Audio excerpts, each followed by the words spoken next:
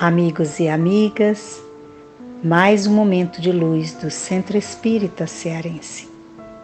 Unidos vamos estar por alguns minutos, refletindo, orando, vibrando em torno da paz, em torno da luz e sentindo a presença amiga e permanente de Jesus através dos seus mensageiros que nos antecedem na luminosidade do ser.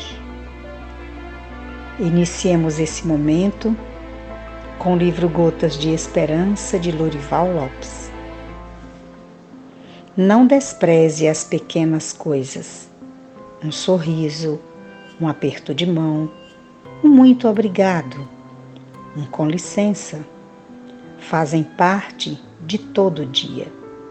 Surgem inesperadamente, reclamam atenção, pedem resposta, criam alegria ou tristeza, unem ou separam. Preste atenção às coisas menores. Olhe com simpatia, sorria espontaneamente. Dê sua mão. Agradeça com sinceridade.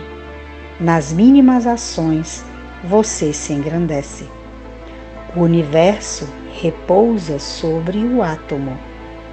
Nas pequeninas coisas, nasce a sua grandeza interior. E assim, vamos pensando e sentindo a Jesus, que numa conversa e num diálogo fraterno, possamos rogar.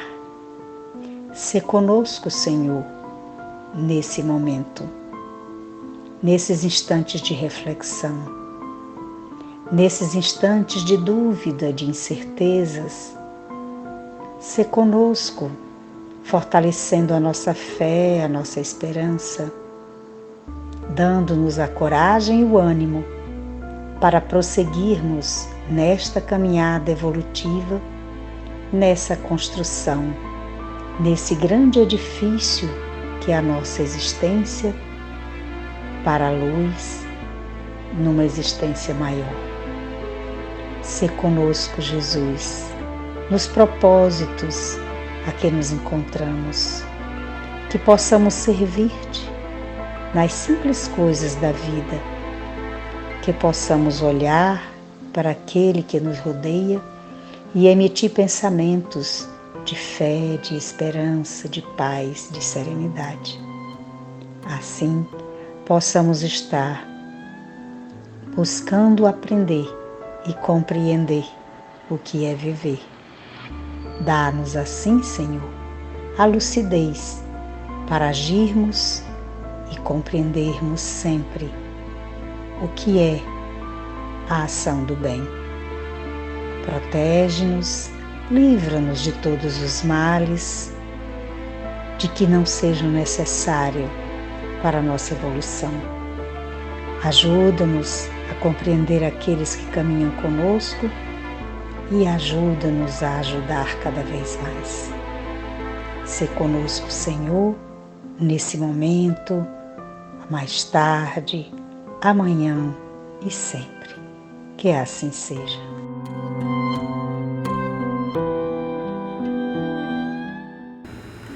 O Evangelho segundo o Espiritismo, capítulo 16, não se pode servir a Deus e a Mamon. Item 7, utilidade providencial da riqueza. Provas da riqueza e da miséria.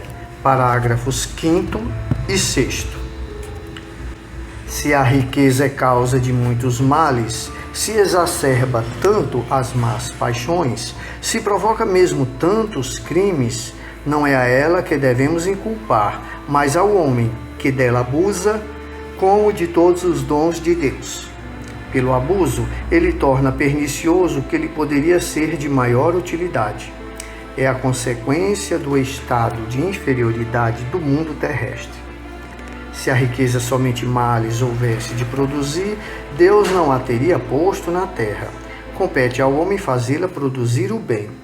Se não é um elemento direto de progresso moral, é, sem contestação, poderoso elemento de progresso intelectual. Com efeito, o homem tem por missão trabalhar pela melhoria material do planeta. Cabe-lhe desobstruí-lo, saneá-lo, dispô-lo para receber um dia toda a população que a sua extensão comporta. Para alimentar essa população, que cresce incessantemente, preciso se faz aumentar a produção. Se a produção de um país é insuficiente, será necessário buscá-la fora.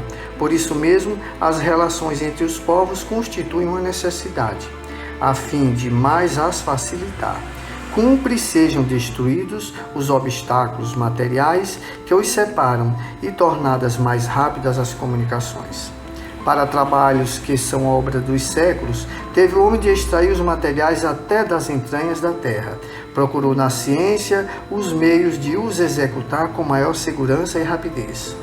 Mas para os levar a efeito, precisa de recursos. A necessidade fê-lo criar a riqueza, como fez descobrir a ciência.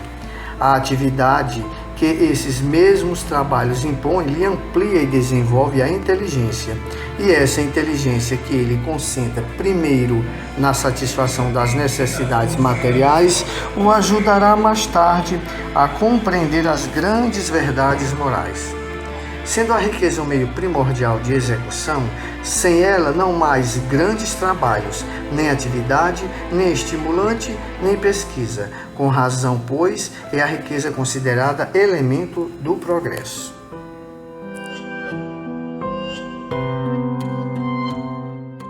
A riqueza em si mesma não constitui obstáculo à salvação do homem, pois, sendo Deus infinitamente justo e misericordioso, não colocaria em suas mãos algo que o arruinasse. Contudo, ela estimula o egoísmo, favorece a vaidade, exacerba os apetites sensuais e o apego aos bens materiais, desviando o homem das coisas do espírito. Por isso, pelas tentações que gera e pela fascinação que exerce, a riqueza constitui uma prova muito arriscada, mais perigosa do que a miséria. Se a riqueza é causa de muitos males, não é a ela que devemos inculpar, mas ao homem que dela abusa, como de todos os dons de Deus.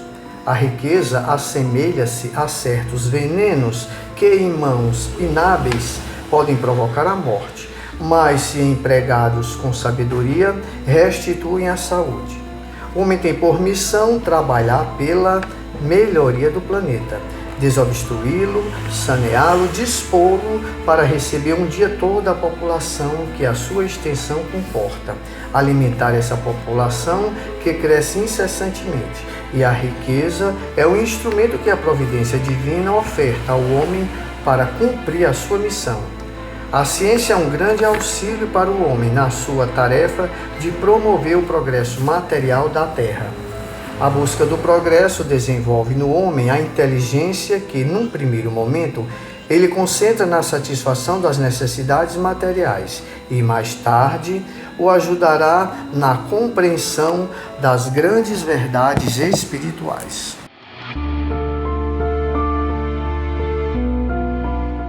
Senhor Jesus, agradecidos estamos por mais um momento em que estamos reunidos para o Teu Evangelho de luz e rogamos, sejam as águas fluidificadas em benefício do nosso corpo físico e espiritual.